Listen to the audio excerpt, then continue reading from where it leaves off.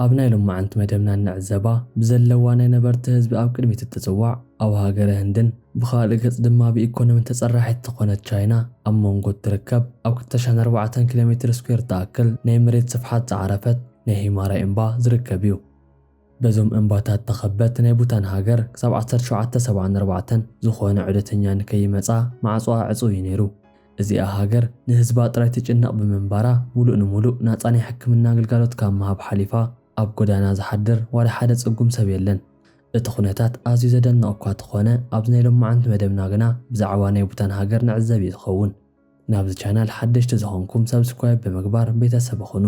ላይክን ሸር ብምባል ድማ ናብ ኩሉ ንክባጻሕ ደገፍኩም ግለጹለይ ክብል ፈቱ። ናብቲ መደብ ክወስደኩም بفلما نايزا هاجر مدنق نجر كنعزب كلنا أبز هاجر جزا زي بولسب ولا حدا زي جايلن نيبوتان هاجر تقمط أيكوينو بناي منبر جزا سئنت مخنيات أبجدنا محدار زي حسب نجاريو نيبوتان زي جاهونكم من الباشون منبر جزاهم زخونا مجد تسينكم كتجبروا وزجباكم نبتني تهاجر منجست بمقار حواري تامجبار ترايو نسوون سفي حمارتن كتبوها وزجبرا كايدايو اتقطعلي مدنق نجرون نايزا هاجر زي جازخون سبات حكمنا بناصاني مغبار مسلم حلويو زخون يكون نايزا هاجر زيغا سب أو زخونة ساعات ناصاني حكمنا مكتتل ناي مغبار مولو مسل توهيبويو إذا مالتون انت ددي بناي زمناو مغدي انت ددي دما ببحلاو مغدي أبدس سبولو بوتا حكمنا ناي مغبار مسل توهيبويو أبزيا اتحانت صقم تخون غنا نإلكترونيكس أقوحت كتقامو أيكولن يوم أبوتان كساو 19 عام تمرد تلفزيون يخون سلك محاز أيفقدلو من نيرو نزم مخنيات دما نتزنبرون بحالن قرسن محلاوكم زخونه نايت هاجر منግስቲ ገሊጹ ነይሩ እዩ ኮይኑ ግና ዓለም ኣብ ዝበጽሓቶ ናይ ስልጣነ ደረጃ ሓቢርካን መንቀሳቐስ ተባሂሉ እቲ መንግስቲ ነዚ ሕጊ ተመሊሱ ንከድዕሎ ተገዲዱ እዩ ብኸምዚ ምኽንያት ቡታን ኣብ ዓለም ንቴሌቪዥን ድሕረን ካብ ተጠቀምቲ ዝኾነ ሃገራት እቲ ሓንቲ ኮይና እያ ቀፂሉ ናብዛ ሃገር ናይ ኣከዳድና ስታይሎም ክንሪኦም ከለና ኣብ ባህሎም ኣዝዮም ጥንቁቃት ብምዃኖም ምኽንያት ናይ ባህሊ ክዳን ንኽገብሩ ናይ ግድን እዩ إذن كادنا ستايلهم ون ندع له 400 عامات مسؤوم حزام مزموزون نيكلم كادنا انتبهيلو كتصحف تغيرويو እቶም መዋዳት ቦታውያን ርጉድ ዝባለን ክሳብ ታሕቲ ዝወርድ መወንዘፍ ዝመስል ጻዕዳ ጋቢዮም ዝኽደኑ ነዚ ክዳኖም ውን ጎህ ክብልዮም ጽውዕዎ በአንጻሩ እተነዋልድ ድማ ነዊሕ ቀሚሽን ዝኽደና ነቲ ቀሚሽ ውን ኪራ ክብላየን ጽውዕኦ ናይታ ሃገር ኣቕሽቲ ውን ተኾኑ ነዊሕ ብጫ ክዳን ክኽደኑ እዮም ዝረኣዩ ቀፂሉ ድማ እቲ ዘገርምን መስደመምን ሕጊ ቡታን ክንዕዘቦም ኮለና ኣብታ ሃገር ሽጋራ ምትካኽ ኩልኩል እዩ ኣብ 2010 ናይ ቡታን መንግስቲ ኣብታ ሃገር ናይ ቱባኮ ሓሽ ምትካኽ ይኹን ኣብ ቂልካ ምሻጥ ከም ዘይፍቀድ ሕጊ ከጽድቕ ኪሉ እዩ በቲ ምኽንያት ውን ኣብ ዓለምና ናይ ፈለማ ናይ ቱባኮ ሓሽ ዘይትጥቀም ሃገር ክትኮና ኺኢልዋ እዩ ካብዚ ብኢሱ ውን ዕደተኛታት ናይ ሽጋራ ወልፋ ሃልይዎም ሒዞም እንተመፅዮም ግና ኣዝዩ ልዑል ዝኾነ ክፍሊት ንኽኸፍሉ ተገይሩ ሒዞም ንኽኣቱ ዘኽእል ሕጊ ጽዲቖም እዮም أبز هاجر سنة مهدار كل نجاريو نيبوتان منجستون تخونه أبناء سنة مهدار بايتا عبي أقالبو يقبريو كابز سعيبون نيت هاجر سسامي تاو مريت بقارب تشفنايو أبز حجد ماز غطري نفسه عن حدا كدي بقيرويو أو كنتشنا استحموش تنون نيبوتان نبرتي أب حادث عاتوشتي 5 شحت غلطات بمتكال أبني علمنا نيمدنا تاريخ مزقب سموم كأتو كيلويو أتصيلون زياتهم عاليت مرر تزخون مجبتات ناي مبلع باهلي زلوهم ناي بوتان تغماطو كلهم كبهال بزخ الملكعو اتناي فلما ناي مجب حريهم قوعيو ناي تهاجر ناي توريزم أما خارون بتتهابو مجلاتي ناي بوتان نبرتي كام مرر زخون مجبوطا كالق كحكم زي بلوم قاليتويو أب تهاجر فلت زخون تتصوع مجبا إما داكشي زبال إذناي مجب مسابهم بوقو عندها تشن زبال مجبي تملايو أبز هاجر ناي عدتنيا متقوال زخون اتقند مغنيات ناي بهالهم محلاو كنتاتيو بز مغنياتون اتناي فيزا كاردوم زوق عالكم بتم نبرت تعدي زخون تكال ترايو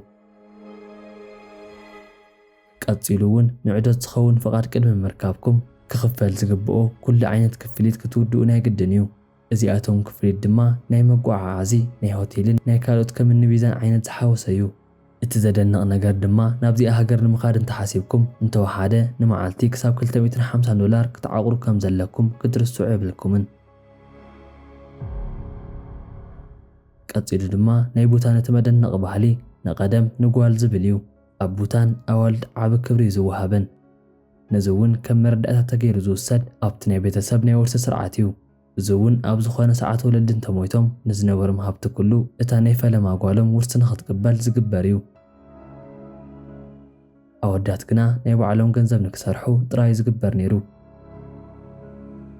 እቲ ካልእ ናይ ቡታን መደነቕ ባህሊ ድማ መግብታቶም ኣብ ልዕሊ ቆርቆሮ ናይ ምግባር ልማድ እዩ ኣብ ቡታን ኣብ ናይ ክረምቲ ሰዓት ኣዝዩ ከቢድ ወቕቲ ዝበሃል እዩ ኣብ ሰዓት እውን ንክረምቲ ሰዓት ዝኾኖም ናይ ምግቢ ኩምራ ከዳልው ግድን እዩ ዝኾኖም ስለዚ እውን ኣብ ግዜ ሓጋይ ኣብ ልዕሊ ቆርቆሮ ናይ ሚጥሚጣ ፍርያት ተዘርጊሑ ምርኣይ ዘደንቕ ኣይኮነን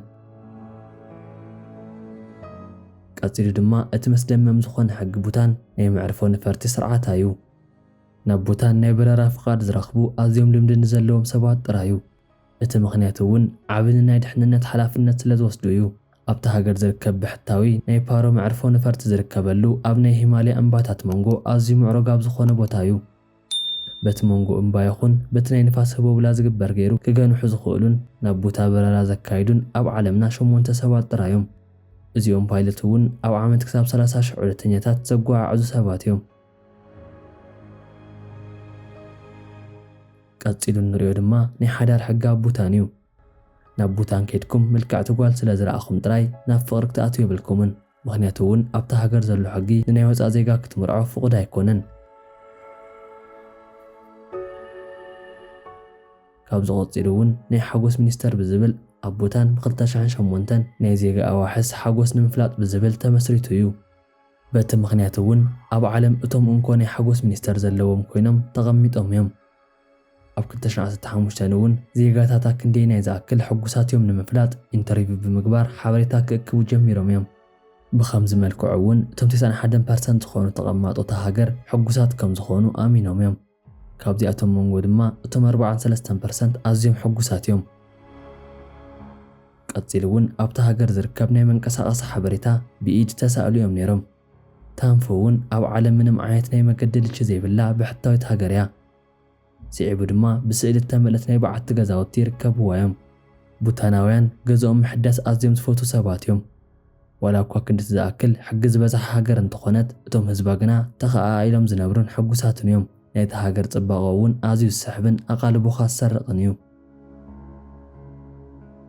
ስለዚ እውን ናብዚ ቦታ ከድኩም ዕደት ንምግባር ተሓሲብኩም ጽቡቕ ገዛ ከም ዝህልወኩም ዋላ ሓንቲ ጥርጥር የብለይን እዚ ቻናል መሃራ ኢልኩም ተሓስቡ ተኾይንኩም ላይክን ሸርን ብምባል ነዚ ቻናል ደገፍ ኩንዎ ክብል ፈቱ ናብዚ ቻናል ሓደሽቲ ተኾይንኩም እውን ሰብስክራይብ ብምግባር ቤተሰብ ይኹኑ